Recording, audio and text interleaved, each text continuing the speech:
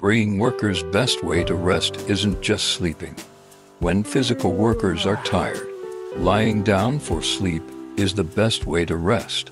But for brain workers, you can't rely solely on sleep when you're tired, or you might end up even more exhausted. Hello everyone, this is Wisdom Tree. In today's video, we'll focus on how brain workers should rest. This video consists of 4 parts.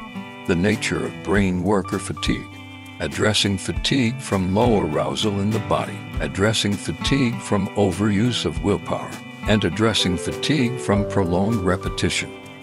Let's start with the first point. What is the nature of brain worker fatigue? Both brain and physical workers get tired after working for a long time, but the nature of their fatigue is different. Physical workers get tired mainly because their muscles are in motion, resulting in the accumulation of acidic substances in the body, causing fatigue. Therefore, for physical workers, lying down to rest and sleep is the best way to rest. As long as you rest lying down, the acidic substances will gradually be metabolized, and you will wake up refreshed and not tired anymore. It's natural for us to have the impression that sleeping is enough when we're tired, because for most of history, we primarily engaged in physical labor. However, the fatigue experienced by brain workers is different. It's more complex compared to physical workers. It can mainly be divided into 3 types. 1. Fatigue, where the brain cortex is highly aroused, but the body is in a low arousal state. This scenario occurs when our brain remains active for a long time, but our body is relatively inactive. For example, sitting through multiple meetings in a day, or spending the entire morning continuously responding to messages on the computer. In this type of fatigue, the brain wants to work, but the body can't keep up because of insufficient physical activity to supply the brain with the required glucose and oxygen. To fatigue from overuse of willpower. This scenario occurs when we force ourselves to do things we don't want to do or control our impulses.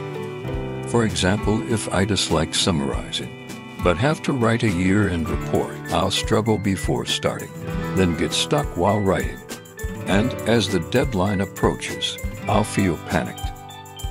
All these emotions can make you feel exhausted. This fatigue comes from the severe depletion of willpower resources, ultimately resulting in the inability to do other things.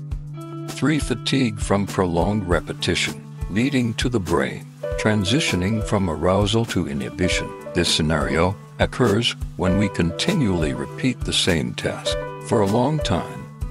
If you spend 3 hours straight creating PPT animations or checking spelling errors and documents all morning, this simple repetitive work will continuously stimulate certain areas of the brain cortex, leading to fatigue. If you continue working while fatigued, the fatigue will accumulate, similar to the accumulation of lactic acid in physical labor, eventually harming your body's normal functions. Therefore, the reasons for brain worker fatigue are apparent and diverse. If you adopt the simple method of sleeping when tired, it might not necessarily lead to recovery. So, for brain worker fatigue, we need targeted solutions. Next, we'll analyze and address each of the 3 reasons.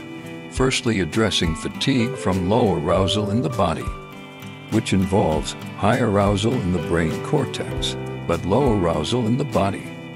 The best way to address this issue is through exercise, especially moderate intensity aerobic exercise, such as running or swimming.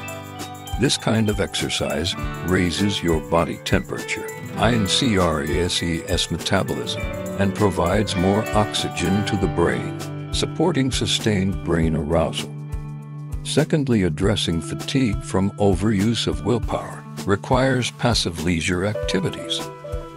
According to the self-depletion theory, a person's willpower is limited, and all executive functions, such as inhibiting impulses or making choices, consume the same willpower resources.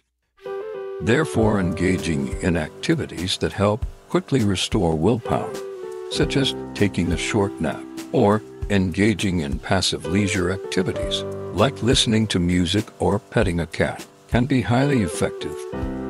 Lastly, addressing fatigue from prolonged repetition involves stopping the stimulation of the specific brain cortex area causing fatigue. This can be achieved by either stopping the activity and doing something else like sleeping, relaxing, or exercising, or by engaging in a different activity that doesn't require using that particular brain area, effectively giving it a rest. In conclusion, the instinctual understanding that sleep is the solution when tired is mainly applicable to physical labor. However, for brain workers, a differentiated approach is necessary. If your fatigue stems from low arousal in the body, exercise is key. If it's due to overuse of willpower, engage in passive, leisure activities to quickly replenish willpower.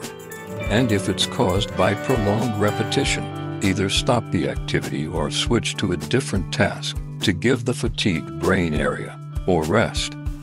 That concludes today's video. If you found this video helpful, don't forget to subscribe. Your support is our continuous motivation.